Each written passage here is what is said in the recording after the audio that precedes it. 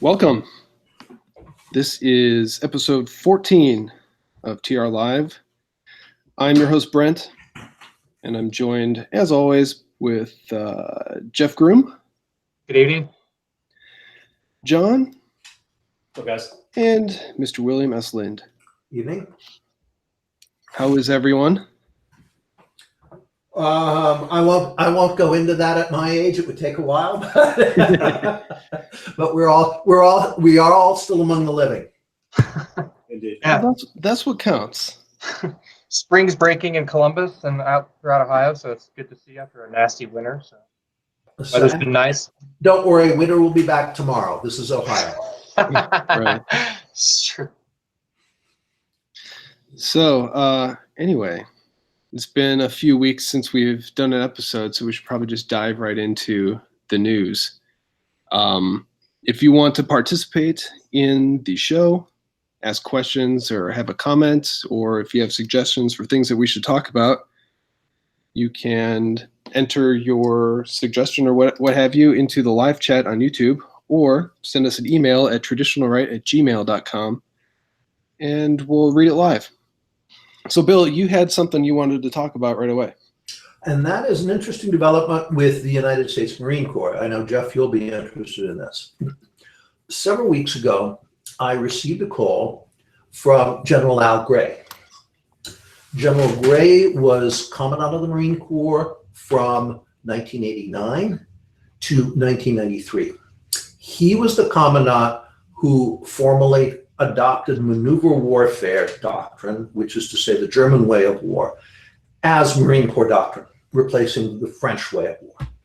Now, this has only happened on paper so far, but at least it did happen on paper. And General Gray oversaw the writing of some truly excellent field manuals, starting with the FMFM1 Warfighting. And he was, frankly, the last commandant to really have a strong positive impact on the Marine Corps in terms of moving it in the direction it needs to go if it's going to be relevant to modern war. I hadn't heard from him in several decades. By the way, he told me he will be 92 in June. He still works a 40-plus hour week, is going down shortly to Lejeune. He is the original Energizer Bunny, and that's, given my age, knowing what he's doing at 92, that's good news. What he told me when he called is we have a new commandant coming in. I don't know him. I think his name's General Bergman. And he said he is a believer. He is a genuine maneuverist.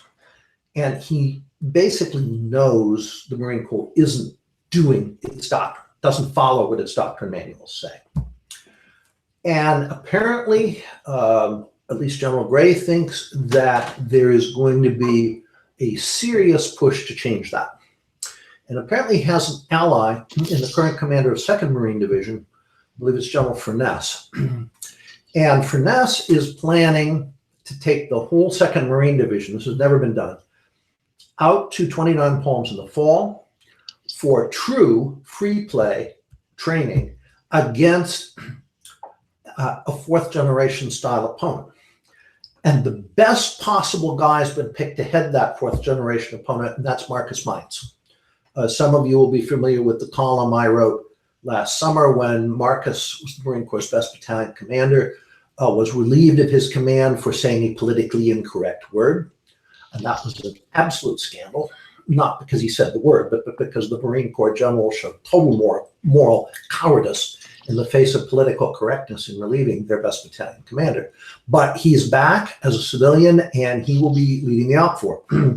And General Gray mentioned several other initiatives going on in training and education and elsewhere at Quantico, but this was really the meat of it. I called around to my own sources to find out, is this true, or are they just telling General Gray what he wants to hear? And it appears to be true. I have a friend out at 29 Palms. He is actually designing the exercise, and with him designing the exercise, it will genuinely be free play. How far this is going to go, whether it will be another flash in the pan, I don't know, but it does look like we're seeing another big push for the first time since 1993 on maneuver warfare. And that's very good news for the Marine Corps. Wow, that's really interesting. That is great to hear. Now, again, how far this will go, I don't know. I've written a column on this. It's up on TR. That's all the information I have now, and I don't expect anything to start to happen until the new commandant takes office, which should be sometime this summer.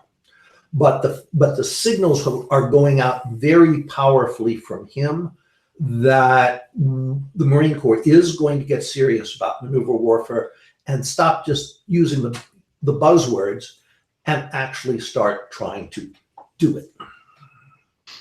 Well, that's good because they're going to need it in Iran. Yes. Our next perspective, totally idiotic, counterproductive, and probably disastrous war. That's, of course, the big issue at the moment.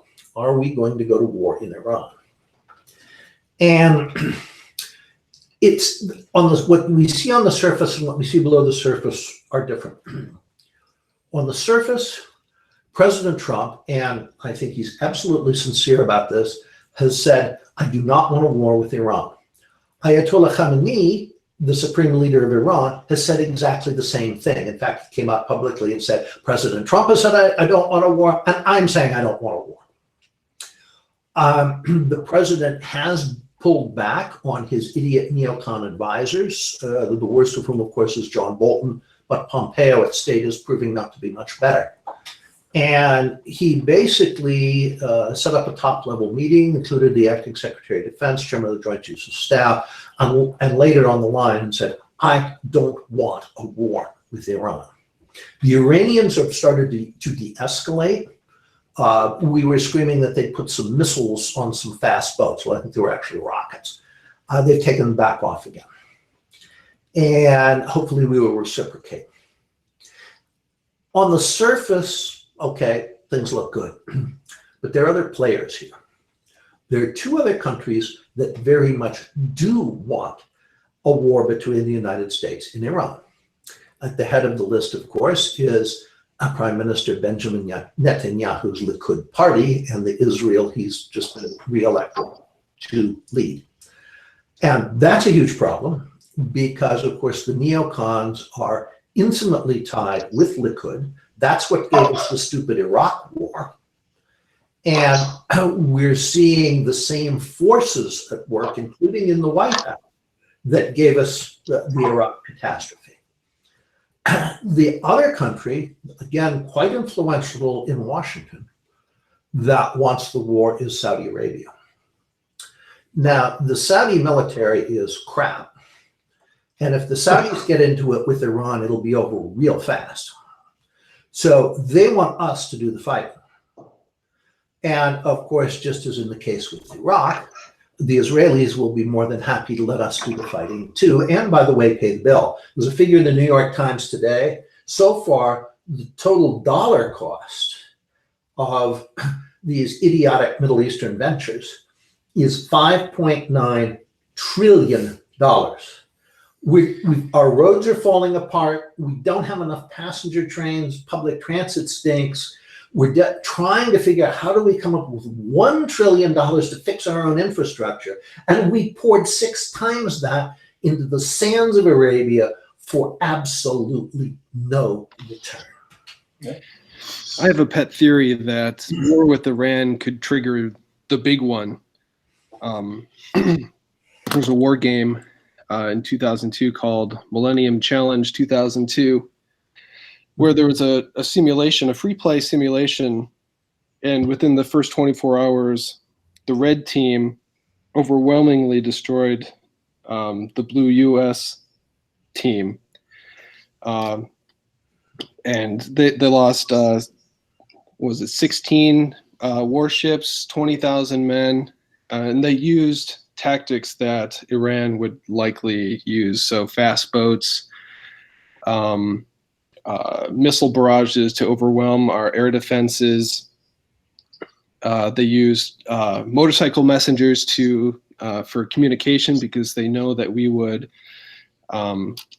dominate the electronic sphere. So they didn't even try to use that. So they used real tactics that Iran would realistically use, and they it resulted in an overwhelming defeat for the U.S. side within 24 hours. I can tell you a little more about that Millennium Challenge game.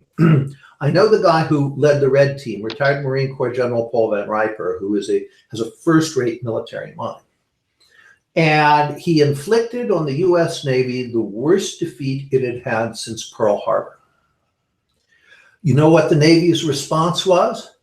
Do it again on the Right, script. they ordered the game started over, Yeah. so that they could have it follow their script. And General Van Riper, to his credit, walked out and went home.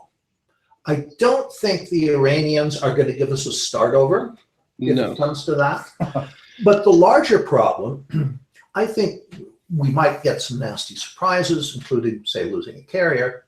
But I think we would unquestionably win an air and sea war with Iran, and the Iranians know that. But that's not what they're going to do. Well, exactly. We were screaming that we're picking up this message traffic, that they're coordinating with Shiite militias they influence in Iraq and Syria to go after American troops. I don't think that was offensive. I think that was defensive. As soon as we strike Iran, they're going to have those groups round up as many Americans as hostages as they can find. They've said this publicly. Remember the embassy crisis where they put a brass ring through our nose in the Carter administration with a couple hundred hostages when they overran the embassy? The Iranians have said, this time we're going to have thousands of hostages. You're going to have all these U.S. troops appearing on television, appearing on the internet, crying and saying to their to parents, please, please bring us home. What's our game plan at that point? What do we do then? So if Iran does hand us a humiliating defeat, especially within the first few days of hostilities, what happens? Do we recommit more forces and have an extremely bloody and long war? I tend to think that would be really unpopular in the U.S. It would, but the establishment in Washington would demand it. Yeah. Because they would say, we cannot let America be defeated. Our credibility is at stake. Now, what this would yield, of course, is an even larger and more expensive defeat. Yep. Particularly because at that point, the Iranians would have thousands of young American servicemen and women now, don't forget, in the hands of Islamics as hostages. As if we have credibility to lose at this point. Well, and this was, in fact, my favorite parallel to our situation is Spain in the first half of the 17th century. And every time someone in Madrid proposed trying to draw back in this tremendous overextension, and the Spanish were setting up a Baltic fleet, they couldn't control the Straits of Gibraltar. The answer was always that the reputación of the monarchy is at stake, i.e. credibility. And so eventually it led to national bankruptcy and a catastrophic defeat by the French at the Battle of Rocroi, and that was the end of Spain as a great power.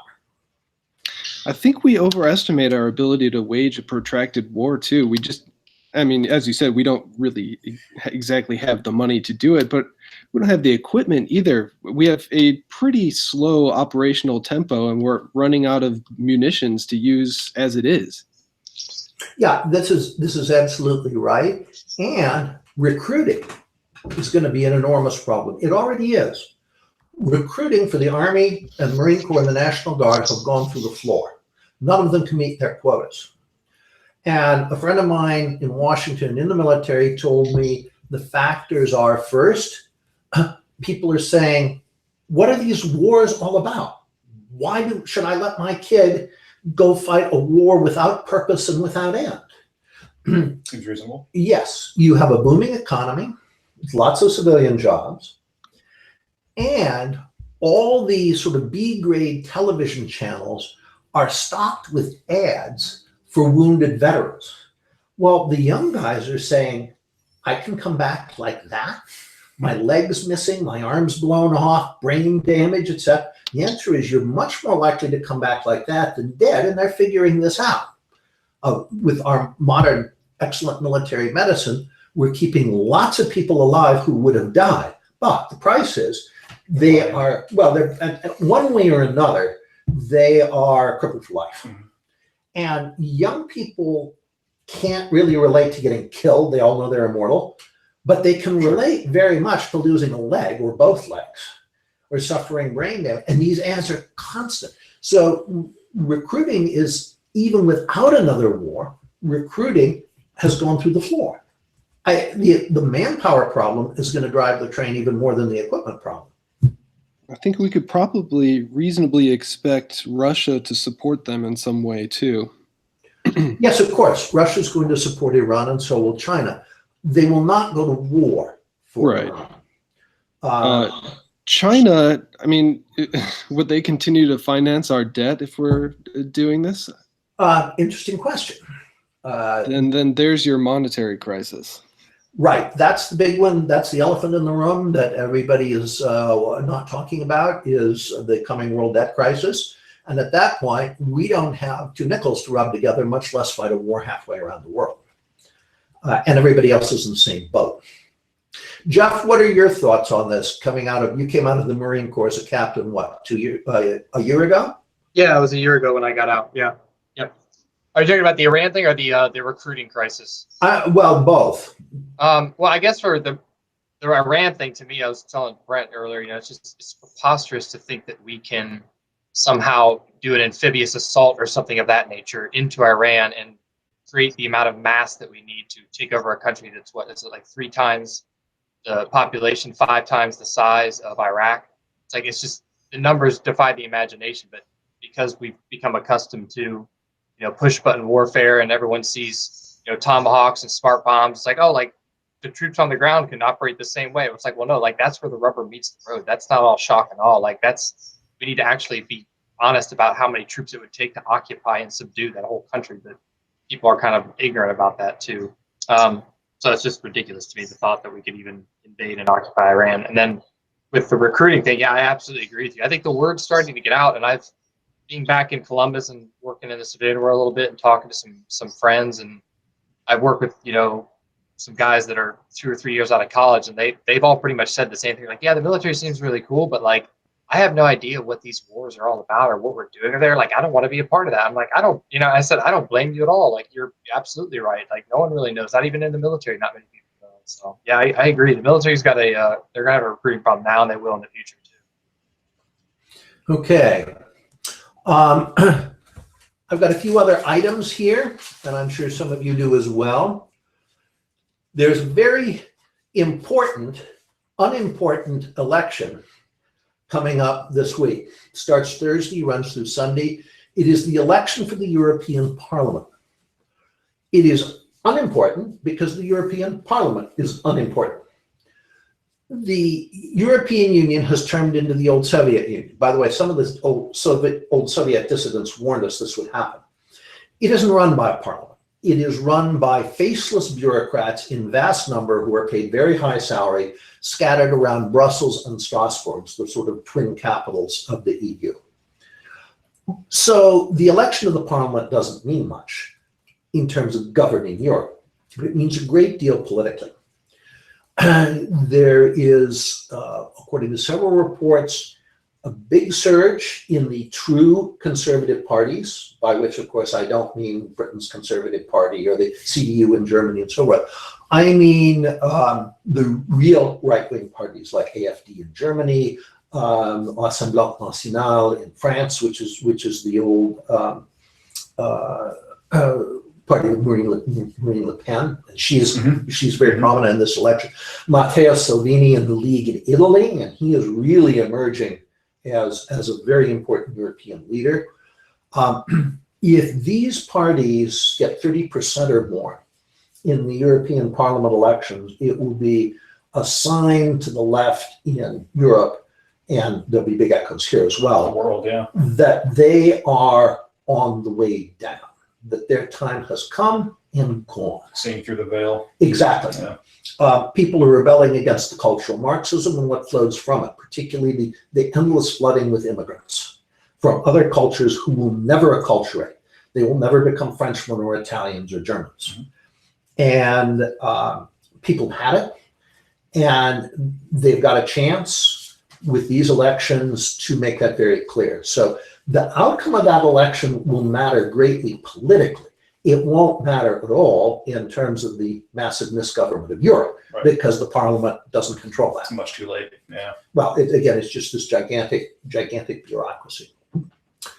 There was a piece today in the New York Times about their election, and the prediction had been that their prime minister, Scott Morrison, who is an evangelical Christian who has expressed public admiration for President Trump, and who, when he was a few years earlier the immigration minister, proudly embraced a policy called Stop the Boats that denied asylum seekers arriving by sea the right to apply for settlement in Australia.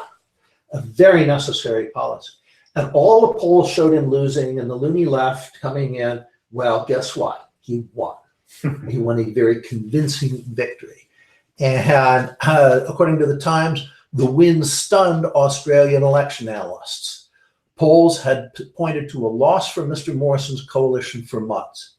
But in the end, the Prime Minister confounded expectations, suggesting that the country was ready for a change in course after 6 years. Well, they were certainly not ready for a change into welcoming the boats and flooding themselves with, in their case, millions of Muslim Indonesians. They've already been on penal colony. They want to do that again. Exactly. And what they really need to do is go back to their previous whites-only policy for immigrants, which they had up until, I want to say it was the 1970s or 80s. Really? I didn't know that. Quite late. Okay. And if they're going to maintain the British character, if they're going to maintain all the benefits that flow from a British political system and an Anglo-Saxon culture, that's what they need to do. Mm-hmm. Because they're surrounded by millions and millions of people. I'm not talking about the Chinese. The Chinese aren't the problem here. But millions of people coming out of the Indian subcontinent, Indonesia, all of those places who would love to come to Australia and promptly go on the dole. Sure. So this is another sign that people are seeing through the nonsense of political correctness and are confounding the elites. And I have two more things on my list, and hopefully you guys have a few as well. What are we to think about the Chinese trade deal negotiations that have recently fallen apart? And this is very interesting. And again, this speaks well for President Trump. The Chinese had agreed to a series of points in the agreement, important ones for us, particularly having to do with protecting intellectual property, allowing American companies to do business in China without turning over their trade secrets, and so on. And the Chinese reneged. They had agreed, and they came back with a whole new text in which they reversed all of that. And so Trump, quite rightly, said, no deal, tore it up, and slapped more tariffs on them. From what I see in the papers, the Chinese put themselves in a bind because apparently the changes were demanded by Chairman Xi Jinping himself, who has more authority in China than any Chinese leader since Mao. And now he's holding the ugly baby in the form of the breakdown of the negotiations. What does he do? We're not going to go back on things that were already agreed. And everybody in China will know that if he goes back to the original text, which is obviously what needs to be done, he had to blink. And he presents himself as being this incredibly strong figure who can essentially dictate to China and the world. So he has painted himself into a corner. Yeah.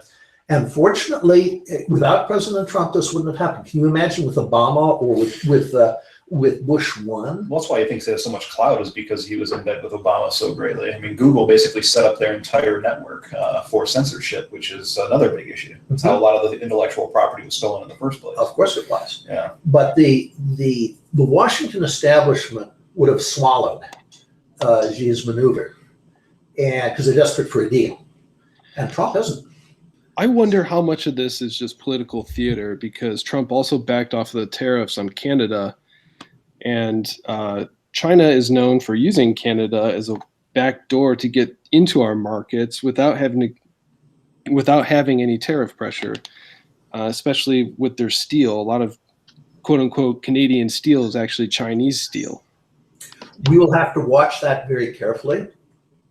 I think, I haven't seen this confirmed, that in order to get that deal, the Canadians had to agree to something they had resisted enormously for decades, which is opening their dairy products market to American products. Yep. So obviously negotiations mean you give something, you get something. But if the Chinese are going to use Canada as a backdoor, I mean, there are ways to find this out. You're going to have to do periodic samples of of steel coming in from Canada and make sure it's Canadian steel. It's not going to be hard to do a spectrogram analysis and find out whether it's Canadian steel or Chinese steel. Right. But yes, will the Chinese try stuff like that? Of course they will. Yeah, I mean, I work in this steel forming industry now. It's interesting to see that. One, to address that, I think I agree with Bill. Like, it's going to be hard when you get a 20,000 pound roll of steel. It's kind of hard to disguise that under the radar as being Canadian when it's really Chinese, because everything comes packaged with whatever it is. And like you said, you can test it and whatever. But I think the trade war is something that America is right to fight, and I think ultimately it's the arguments I hear from people on the left is like, well, Trump wants tariffs. Trump wants consumers to pay higher prices. Like, no, he doesn't. He wants reciprocal free trade. He wants no barriers to any markets. That's true free trade. That's what people don't really get. And that's what he's negotiating for. And that's why he's putting tariffs on them, because they refuse to drop their barriers. He said that about Canada's dairy industry. Like, you drop your barriers and we'll drop ours. And that's why Canada's signing up for the U.S., Canadian, Mexico trade agreement, because we dropped tariffs on their metal, and now it's a mano match. So I think it's a good thing.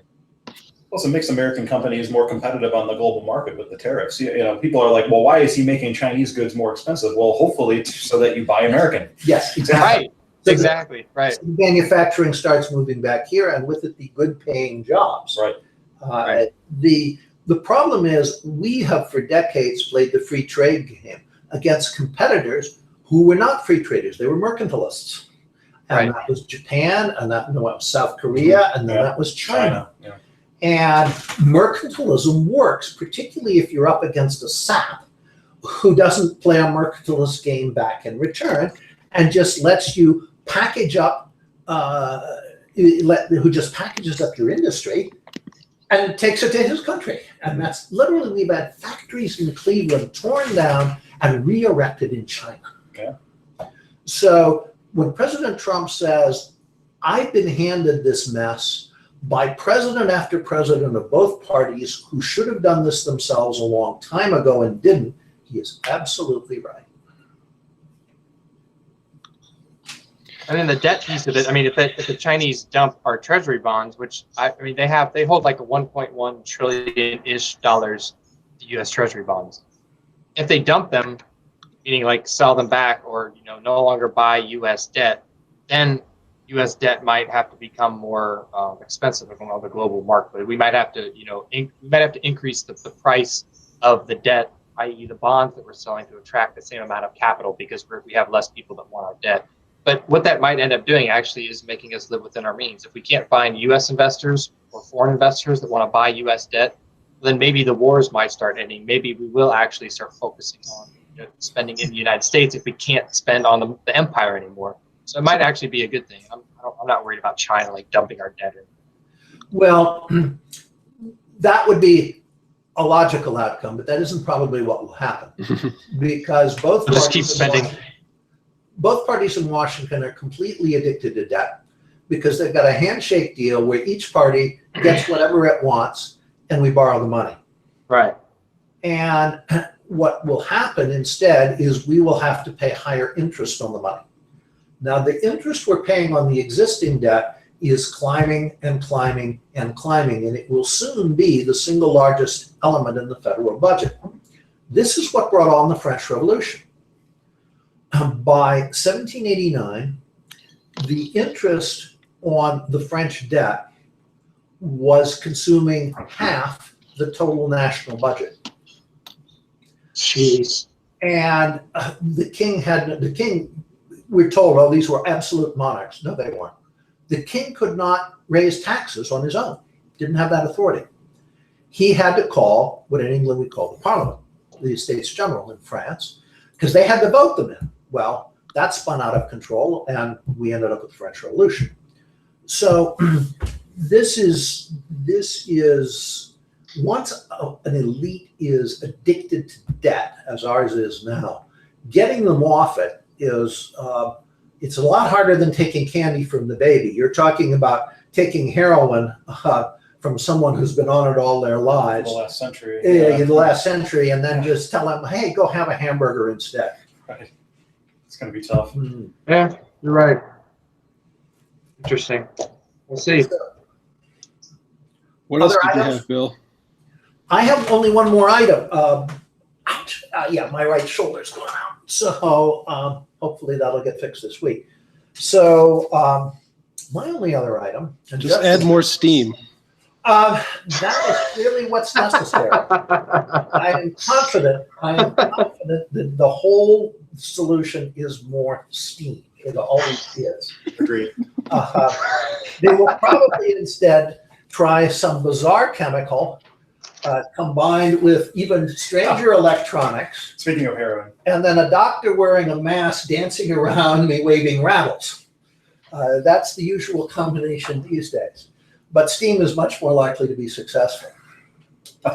My last item, and Jeff's aware of this and he's coming for it, my church, St. James Anglican Catholic Church here in Cleveland, this is for our viewers in range of Cleveland, will be having its 55th annual Walsingham pilgrimage on Saturday, the 1st of June, starting with a solemn mass at 11 o'clock. We are the American representative of the shrine at Walsingham in England. In the Middle Ages, this was the second most important shrine in England, second only to that of St. Thomas of Becket at Canterbury. And it was destroyed during the Reformation. It was rebuilt in the 20th century with substantial financial help from St. James here in Cleveland. And we are the American representative.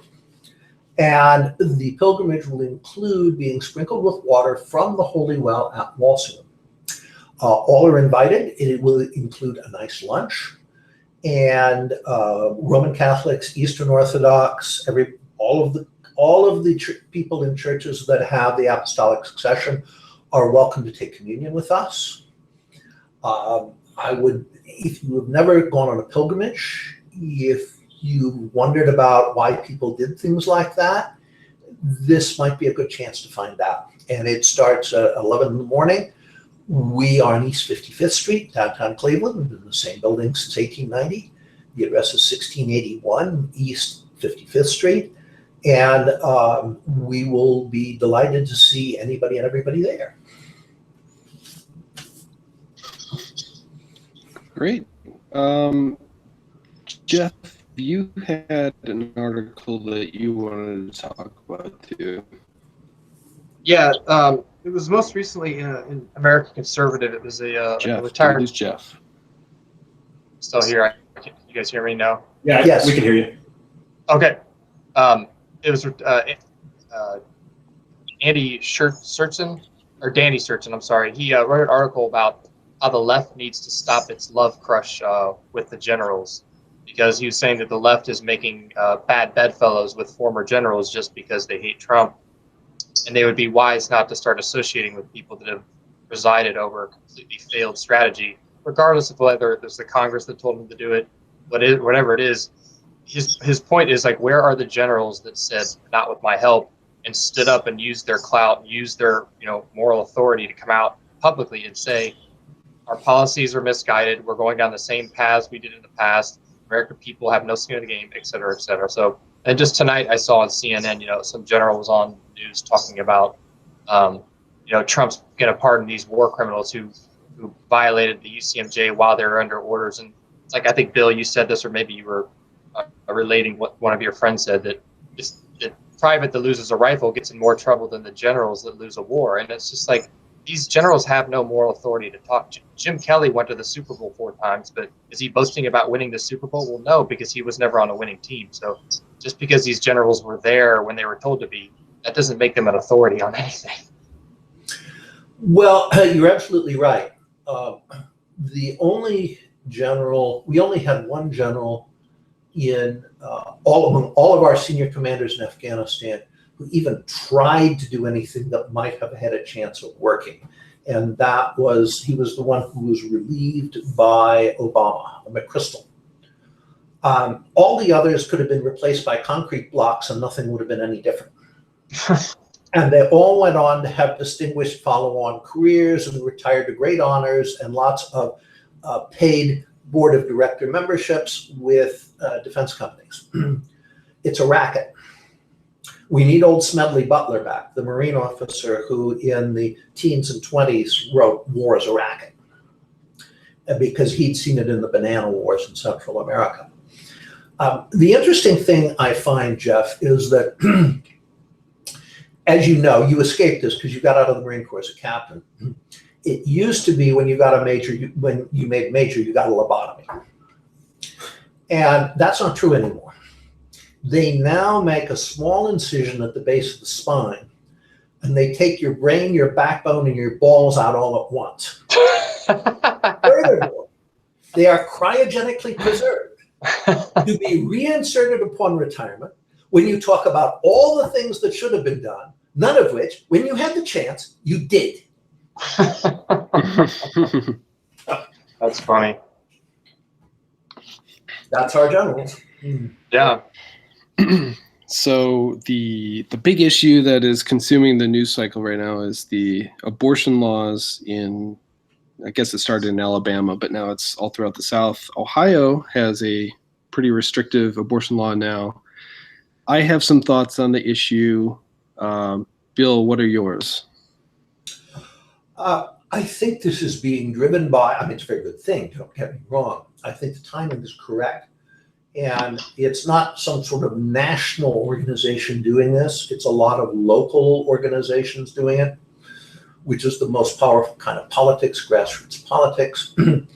But I think what has brought this about at this time is the perception, we'll find out whether it's correct, that we now have a majority on the Supreme Court who will read and interpret the Constitution rather than trying to rewrite it. The notion that there is a right to an abortion in the US Constitution is howlingly funny. If you had asked any of the authors of that document, you would ask any of the members of the state legislatures that ratified that document, if there was the shadow of a right to abortion in it, they would have looked at you as if you were mad. And had there been the slightest shadow of it, the penumbra, as the Constitution rewriters like to say, it would never have been ratified. Quite rightly, that was regarded as murder. You might as well have said the Constitution gives you a right to shoot your neighbor in the head and suffer no penalty for it. So what people are hoping, and we don't know whether this hope is justified, we will find out, is that we now have a mystery on the Supreme, we now have a majority on the Supreme Court that will say, no, constitutions don't have penumbras. Constitutions have words, and there is not a single word in the US Constitution that can be interpreted as giving some kind of right to an abortion. To me, this whole spontaneous movement stinks of GOP electioneering, because the presidential election cycle is coming up, and I think that they'd much rather be talking about abortion than immigration, which Trump has done exactly nothing to combat. In fact, he's seen more illegal crossings than ever before. His problem is that he wants to do something about it, but the federal courts will not allow him to, because the way the laws are currently written, if someone enters our country illegally, all they have to do is say, I claim asylum, and you can't throw them out. And so that's not even the whole issue, though. I mean, of course, illegal immigration is a big problem, but he has said himself that he wants to bring in more immigrants than ever before, just, quote unquote, legally. So I guess they fill out the paperwork, and now it's okay. So now they can come and take our jobs. I think that is a misreading of his very recent proposal for comprehensive reform of legal immigration. What he's trying to do is shift legal immigration, which I agree needs to be greatly restricted, away from the sentimental baloney of the left saying, oh, well, it's families and children. Well, he wants it by merit. He wants to bring in people with high skill levels who are coming with money, who speak fluent English, and who are going to immediately integrate into America's middle class. Whenever you can take somebody else's upper and upper middle class, do it. There's a long history of this. Some of my ancestors were Huguenots. They were French Protestants who were driven out in 1685 from La Rochelle with the revocation of the Edict of Nantes, which allowed Protestants to maintain their faith in France. Some went to the US, or to the colonies, but many went to Germany. And they were a huge shot in the arm for Germany economically, because you're taking somebody's best people. The first Cuban immigration was a huge plus for us because we took Cuba's upper class. We took people like Andres Duani, the founder of the New Urbanism. When you can do that, Trump is right. Do it. You're not talking a huge number of people because nobody's society has a huge number of upper and upper middle class, particularly if they're coming from third world countries. But those people are actually assets, and he specifically talked about fluency in English so that they integrate very quickly and they bring needed skills, and in some cases they bring capital as well. Those immigrants are desirable. I agree with him. What we don't need is millions of peasants. We don't have work for them. They don't integrate into our culture. Many of their kids go on to adopt the Black subculture of instant gratification with the crime and the drugs and everything else that comes with that. They don't learn English. That we don't need, and that we desperately need to shut off and have Operation Wetback 3. We had 2 Operation Wetbacks in the 50s under Eisenhower. That's what we called it. We rounded them up and we sent them home. That's right. Hoorah. We have no shortage of peasants in this country. We don't need more. We do need more skilled English-speaking upper and upper middle class people who come with at least some money. Yeah. And also, funny aside, you said a lot of Huguenots went to Germany. Adolf Galland and Joachim Marseille, 2 of Germany's most famous fighter pilots, were descended from French Huguenots, actually. The top U-boat skipper in both wars, last name was, well, his full name was, I saw his grave in Berlin last summer, Arnaud de la Perrière. Sank over 500,000 tons of Allied shipping in the Mediterranean in World War I. Wow. And came home. Jeez. Now, see, a Frenchman can fight too once he becomes a German. Very well. So I got a quick question. What happened to Venezuela? We're not talking about that anymore. It seems like the CIA coup kind of flopped. Well, again, and Trump is right to be ticked about this. His neocon advisors led him by the nose, kind of a small-scale Kennedy-an Bay of Pigs, into thinking it would be easy to overthrow the Maduro regime. And so they had this big buildup, and it's coming, and tomorrow it's going to happen. And it didn't. And we look like complete chumps, including the president. And he realizes he's been set up. I mean, the real question here is, how much longer is Donald Trump going to put up with John Bolton Mike Pompeo, and the rest of these idiots. Bolton was one of the chief people who gave us the Iraq War. These people killed over 5,000 young Americans, left 10,000 crippled. They got about $6 trillion in the sand. All of it failed. It completely destabilized a region. And Bolton has never said it was a mistake. Why wasn't he ridden out of town on a rail? Why aren't these people laughed at or have eggs thrown on them when they appear on the street? And yet they're in the White House. They're in President Donald Trump's White House. It makes no sense at all.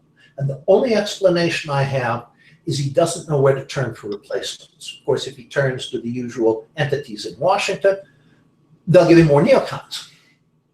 But there are other places to turn, and that includes people who write for the American Conservative Magazine, which includes both Jeff and myself. But it includes a whole lot of other people as well, Daniel Larson, who are writing very good strategic analysis, very good things about foreign policy, and we're in sync with President Trump. So why has he staffed his White House with people who are trying to destroy him? Pompeo's really CIA, so that one writes itself. Yeah. Yeah. Well, Trump tried to do the same Korea or the same strategy with Iran as he did with North Korea. You know, like a year ago or so, he's kind of did the same thing with Iran. He's threatened them. Don't you ever, threaten us again, or we'll blow you away. And then he immediately after that said, willing to meet with you at any time under any conditions. And then Pompeo stepped in and said, oh no, we can't meet with Iran. They have terrorists and stuff, like, rah rah America, boomer boomer boomer. It was so ridiculous. Yeah. And if you're not a neocon, they look up your telephone history. Oh, you called Russia, so we're going to ruin your life over it. Right. Clearly, you're Russian. When you were actually only ordering blini. Right. Right. Yeah. That seems reasonable. They're backstabbers and port intriguers of the first order. They have a ton of money behind them, which is certainly a factor in all of this. But they have done this country immense damage. And I hope the day comes where they're held to account for it. They have, by the way, also sabotaged Trump's attempt to have a peaceful relationship with North Korea. Yeah, Pompeo has, yeah. Well, Bolton too, both of them, yes. Yeah. So Trump has essentially got saboteurs, obvious saboteurs, in very high places, everywhere, in his own White House, and all he has to say is you're fired, and it's not happening. I think everybody wanted to hear him say that at least once. He used to say it a lot when it was on a reality show. Exactly. But now that it's reality, he doesn't seem to say it much anymore. Has he had that operation? You start to wonder. Yeah. The only one he did it with was Comey. It was just Comey he fired. That was it. Rosenstein. Yeah. Yeah. But there's only been those who essentially he thought were coming after him personally, not those who were completely sabotaging all of his policy initiatives. Mm-hmm. But if you're governing the country, the policy side is actually rather more important. I think, again, the only explanation, he said to himself, where do I turn for alternatives? Who do I find? He doesn't know where to go. Yeah. Well, he could always call us. We would be happy to provide advice at a very reasonable price. Like well, maybe, I was going to say, yeah. Maybe lunch in the White House mess. That's appropriate. But there are. I would turn to the pages of the American Conservative. It has over 500 writers. A lot of those are writing very good stuff on foreign policy, military policy, et cetera, and they can provide a whole lot better people as National Security Advisor and Secretary of State than John Bolton and Mike Pompeo. I pulled out one article this week. I found it refreshing in its honesty and the degree to which it just goes back to basics. This is from The Nation. I'll read the title. Want to dismantle capitalism? Abolish the family. Mm-hmm. I don't have to summarize it. You know exactly what it's about. Right. Well, it's interesting that the cultural Marxists' first target was the family. This goes back to 1919, One Georg Lukács, who's one of the two people who initially conceived cultural Marxism, in his case in Hungary, the other was Antonio Gramsci in Italy.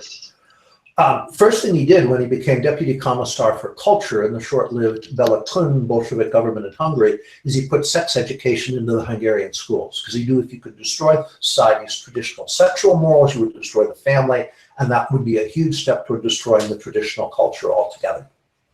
That's one of the reasons why the Bela Kun government didn't last very long.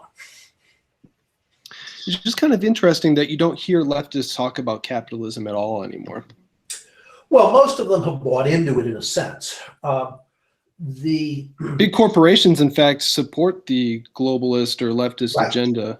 The leftists and the globalists they get along a lot better behind the scenes than they pretend to in public. Well, even libertarians are okay with rights being trampled as long as it's corporations and not the government. They're fine with that, it seems. Yes, that's also true. Yeah. They see the danger of size in government, but not in the corporate world. Yeah. True conservatives are leery about big anything. Big government, big business, big unions, you name it. Mm-hmm. Big means trouble. And if you're trying to preserve local culture, traditional culture, trying to avoid homogenization into a tasteless globalist stew, you're very skeptical of anything big. Really Libertarians so. are not. Absolutely, yeah. I've got one question from the emails. Actually got a few emails, but I'll have to take some time to there's a couple articles that someone suggested that we talk about. I'll have to take some time to pull those out and look at them. So maybe next time we can talk about them. Next time we'll do that. Yeah, here's a question. It says, Bill, this is from Lance.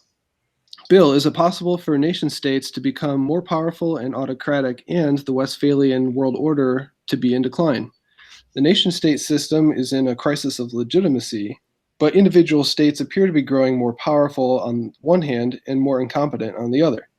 They deliver fewer services and fail to keep order, while they pass harsher laws they enforce only on the legitimate population. Can you address this?